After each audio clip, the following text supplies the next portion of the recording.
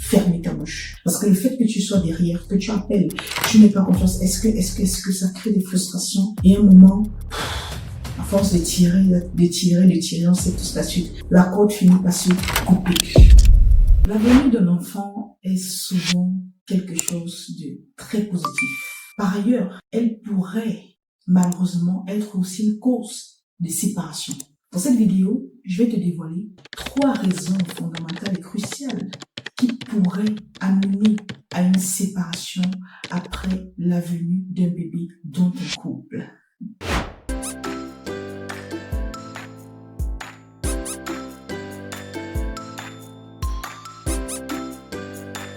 Bienvenue dans un nouvel épisode de Entre nous moments.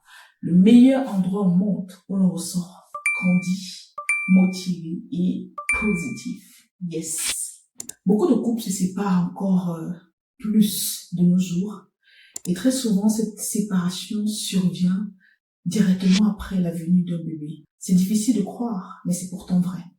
La première raison qui pourrait amener à une séparation, c'est le manque d'attention de la maman. Beaucoup de mamans, après la venue de leur enfant, elles ont comme une fixation vers le bébé. Elles oublient complètement le partenaire. Elles donnent tout à leur enfant, c'est-à-dire l'attention, le temps, les moments de qualité. Elles n'ont même plus de moments de qualité avec le père de l'enfant. Et pour elles, parfois, elles ne sont même pas conscientes ou alors elles estiment que c'est tout à fait normal. C'est parfois une éducation. Je viens d'accoucher, alors ma priorité, la chose la plus importante actuellement, c'est l'enfant. Toi, c'est secondaire, on a eu notre temps. Et parfois même, certaines arrivent à verbaliser cela. Laisse-moi te dire, toi qui me regardes aujourd'hui, que c'est super blessant.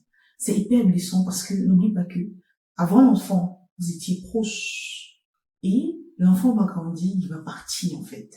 Donc, le papa aussi doit toujours avoir ses moments de qualité. Ça peut être réduit, ça peut être changé, mais il est super important, ma super maman, que tu trouves quand même un peu le moyen de lui accorder de l'attention et que vous ayez même un échange rempli de respect et d'amour pour l'amener peut-être à comprendre que ça ne sera plus la même intensité. C'est pour ça que c'est super important en tant que maman que tu fasses tout pour que ton enfant fasse rapidement ses nuits. Parce qu'une fois que ton enfant fait rapidement ses nuits et qu'il est super bien organisé, tu pourras mieux t'organiser toi pour dégager du temps ou alors t'organiser à avoir des petits moments de qualité avec le papa de l'enfant. Alors, un petit 2, pour moi, c'est le fait de croire en tout cas en tant que maman que l'on connaît tout. C'est-à-dire, beaucoup de papas sont frustrés du simple fait qu'ils n'arrivent pas à exercer leur potentiel en fait. Oui, beaucoup de femmes, beaucoup de mamans sont convaincues qu'elles connaissent tout. Elles maîtrisent tout. C'est elles qui peuvent mieux donner à manger à l'enfant. C'est elles qui peuvent mieux endormir le bébé. C'est elles qui peuvent mieux prendre soin du bébé. Moi-même, j'ai eu à penser cela dès le départ. Je pense que je ne suis pas la seule. Oui, je ne suis pas la seule. Beaucoup de mamans pensent qu'elles savent tout simplement mieux faire que le papa. Et elles empêchent le papa d'exercer son plein potentiel, de faire aussi ses preuves, d'avoir des moments, et même parfois moi aussi d'alléger cette tâche. C'est-à-dire que c'est toi qui veux qu'on t'aide, parce que tu es stressé, tu estimes que c'est beaucoup de choses à faire, s'occuper de bébé, mais c'est toi qui ne veux pas aussi par ailleurs, parce que tu estimes que tu sais le faire le mieux. Oui, peut-être qu'il sera maladroit au début, mais dis-toi que il aura le temps de faire ses classes. C'est son enfant, il pourra s'améliorer avec le temps, c'est son enfant, tu pourras l'aider à faire mieux, c'est son enfant, peut-être même il fait mieux que toi. Parce que dis-toi que endormir bébé, c'est très important que c'est le papa qui le fasse, parce que l'enfant, il connaît ton odeur en fait, il connaît l'odeur du sein, du lait maternel, donc le papa est mieux approprié.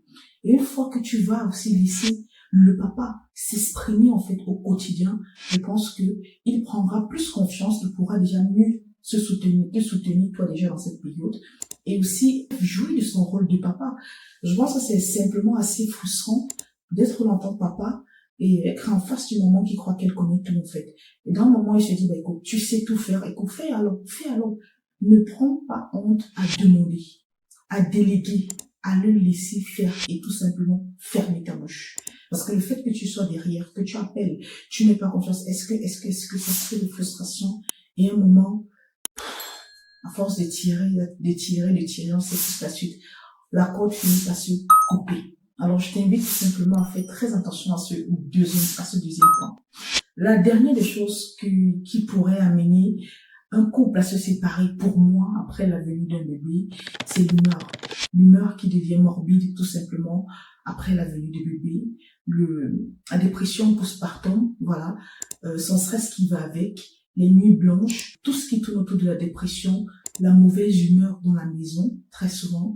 On va pas dire que c'est le papa, mais très souvent, c'est la maman qui souffre la majeure partie du temps de cette dépression postpartum. Elle est très réelle, elle existe vraiment.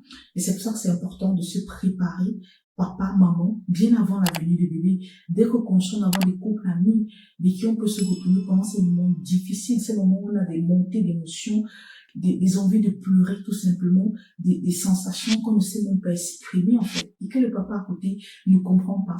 Et dis-toi que à force de rajouter cela tous les jours, la mauvaise humeur, cette dépression, le stress, le manque de sommeil, ça crée en fait une certaine distanciation. Et surtout quand le manque de communication s'implique, c'est difficile de gérer cela selon tel. Beaucoup sont convaincus que voilà, la meilleure des choses c'est de se séparer en fait.